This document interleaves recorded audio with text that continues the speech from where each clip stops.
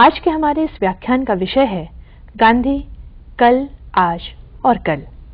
मेरे साथ इस वक्त स्टूडियो में मौजूद हैं इस गहन विषय पर चर्चा करने श्री अनिल त्रिवेदी।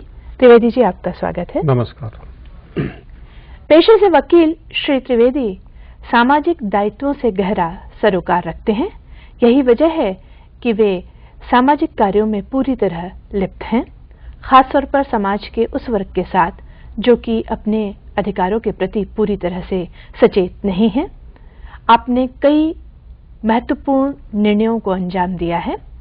दृष्टि बाधित और मूक बधिरों को नौकरी में आरक्षण दिलवाने का काम, उनका यह अधिकार, इसके साथ ही साथ आदिवासियों और ग्रामवासियों को जंगल में गोबर बीनने के अधिकार को दिलवाने में श्री त्रिवेदी जी की महती भूमिका रही है।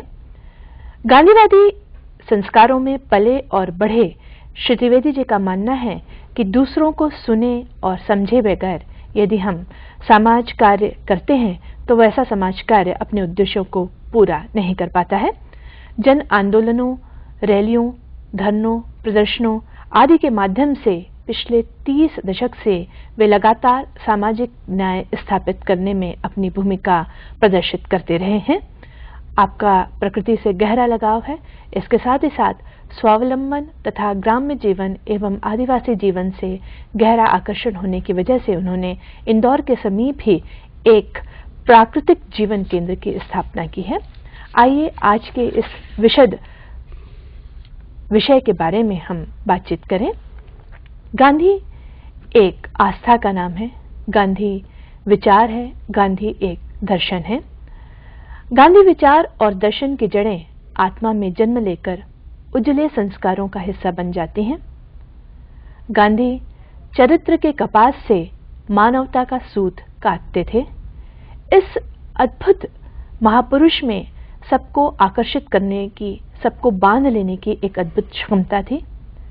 लोगों ने कहा कि गांधी की पसलियों में भारत के अभावों को, भारत के दुख को, भारत के दारिद्र्य को तो देखा ही जा सकता है, इसके साथ ही साथ भारत के प्रभावों के ग्राफ भी गांधी की पसलियों पर अंकित थे। इतिहास गवाह रहा है कि जब कभी हमारे नैतिक मूल्यों का पतन हुआ है, जब कभी भौतिकतावादी जीवन हम पर हावी रहा है और चिंतन सिकुड़ गया है, तब जीवन के आदर्शों को संभाल कर चलने में कठिनाई हुई है। बीता हुआ कल कुछ ऐसा ही था। स्वयं गांधी जी ने 20 अक्टूबर सन 1931 को लंदन में आयोजित गोलमेज कॉन्फ्रेंस में कहा था कि ब्रिटिश शासकों ने हमारी शिक्षा पद्धति, हमारी संस्कृति, हमारी सभ्यता को उखाड़ फेंकने में कोई कसर नहीं छोड़ी है, लेकिन तब जड़ें मजबूत थीं और वे उखड़ी नहीं। आज हालात कुछ और हैं। गांधी का विचार और दर्शन, जो कि सत्याग्रह और अहिंसा पर आधारित था, आज हमारे सामने इस बिखरे बिखरे से माहौल में अपने अस्तित्व से जुड़े प्रश्नों को पैदा कर रहा है। गांधी जी ने वैचारिक स्तर पर हर सतह को छुआ है, चाहे वो राजनीति हो, धर्म हो, दर्शन हो, शिक्षा हो, गांव की अर्थव्यवस्था हो, दलित हो। ऐसा कौन सा आयाम है जो कि गांधी के चिंतन से स्पंदित न हुआ हो। एक अकेला व्यक्ति एक ही समय में योद्धा भी था, मसीहा भी था और संत भी था। ऐसे गांधी के साथ जब हम कल थे तो कल कैसा था? आज जब गांधी सशरीर नहीं है, उनके विचार हमारे साथ हैं, तो वह आज कैसा है और कल हमारा कैसा होगा? आइए इसी पर हम बात करते हैं श्री त्रिवेदी जी से। महात्मा गांधी हमारी सृष्टि में एक ऐसी शख्सियत थे जिन्होंने अपने जीवन काल में तो दुनिया के कोने कोने में अपने कार्यों और विचारों और दर्शन से समकालीन समाज को प्रभावित किया ही, पर आने वाला जो जमाना है और आज का जो काल है, उसमें भी शायद गांधी के शरीर को देखने वाले तो कुछ एक लाख लोग ही आज इस दुनिया में बचे होंगे, पर गांधी के विचारों को मानने वाले, गांधी के विचारों से अपने जीवन को संचालित करने वाले लाखों करोड़ों इंसान आज भी दुनिया के कोने कोने के अंदर हमको देखने को मिल जाते हैं। हमारी ये जो सृष्टि है, इसमें जन्म और मृत्यु की सनातन परंपरा है।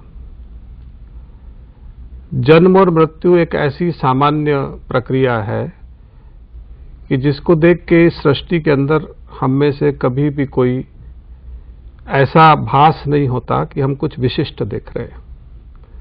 पर कभी कभी इस सृष्टि में ऐसे जीव पैदा होते हैं, ऐसे जीवन आते हैं जो समष्टि को, पूरी प्रकृति को अपने जीवन का केंद्र बिंदु बना के अपनी समग्र दृष्टि से अपने जीवन को जीने का काम करते हैं। महात्मा गांधी की जो पूरी दृष्टि थी वो समग्र दृष्टि थी और उनका चिंतन भी पूरा समग्र चिंतन था।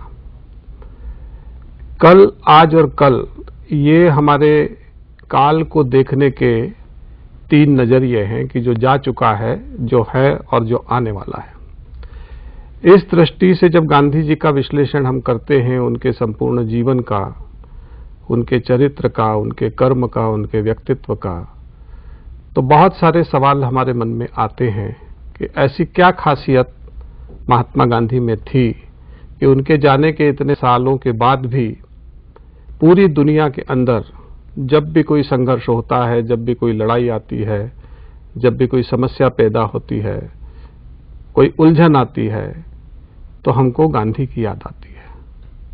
जैसे प्रकृति के बिना जीवन हो नहीं सकता, वैसे ही आज का जो समकालीन समाज है, उसमें जितने भी प्रश्न खड़े होते हैं, उसमें कहीं न कहीं गांधी चिंतन का या गांधी विचार का सहारा हमको लेना पड़ता है। महात्मा गांधी को यदि देखा जाए, शुरुआत के काल से, बचपन से हम उनको देखें तो जैसे सामान्य मनुष्य होते हैं, वैसे ही गांधी जी भी एक सामान्य बच्चे जैसे थे। और बचपन में वो बहुत डरते भी थे, उनको बहुत भय लगता था।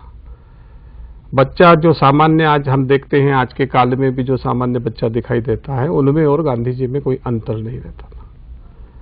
गांधी जी का जो समग्र विकास हुआ है और गांधी जी की जो जीवन दृष्टि है, उसमें सबसे बड़ी खासियत यही है कि एक सामान्य क्षमताओं वाला मनुष्य भी यदि समग्र दृष्टि से अपने जीवन को देखता है और अपने सिद्धांतों पे चल के अपना विकास करता है, तो वो कितने असंभव दिखाई देने वाले चुनौतीपूर्ण कार्यों को भी कैसे सहजता से पूरा कर सकता है।